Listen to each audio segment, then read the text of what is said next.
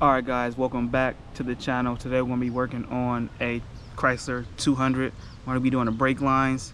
This is going to be a quick video, really short. It's only one brake line that busted, and I'm going to show you why and how it can happen to you. So let's get to it. Alright guys, I don't know if you can tell, but as you can see, it's pretty bent up. It was how it was put in here or mounted in here. As you can see, it's busted.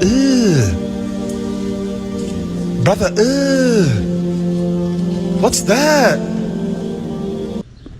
And we're gonna replace from here all the way to here up to here.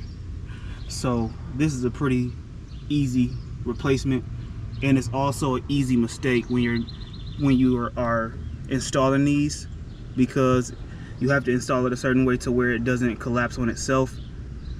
And obviously this was like this for a while. It just got beat up during driving or normal use after a while with it being folded up like this.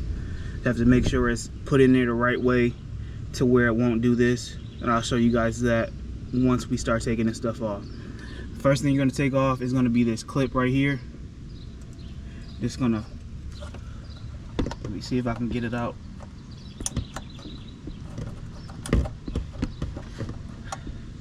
Put one hand, it's almost out of there. Let's see. There we go. Got it out of there. So I'm gonna loosen this brake line, and that should get me out of here to pull this down and loosen here right as well too. So I'm gonna loosen this part first and get that loose, and then we're gonna move down this way. Okay, to get these two parts of the line cracked loose, this one is a 12mm open end wrench, and this one is a 14 down here. Sorry for the bad camera angle, but this one is a 14. I cracked them loose off camera, so now I'm going to continue to take these off, and when I get these off, I'll show you the new part and the old part. Then we're gonna put the new part back on. Sorry about that. So let's get to it. Okay, this is the new and the old part next to each other. The old part is a little bit longer. Hopefully that doesn't come back to bite me. You know, I did order this offline, so it said it fit. I put the license plate number in and everything, so hopefully this works out. So I'm gonna get to putting that new one in, and I'll be right back once I do that.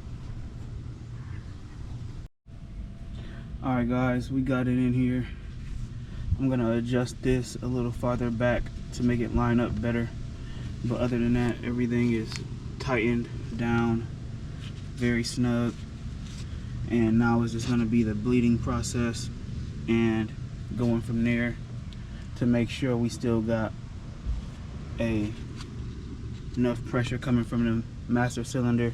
Hopefully the master cylinder wasn't damaged, because when this brake line got to me, it was already busted open. So I don't know where the fluid is in the master cylinder. I'm gonna check that now.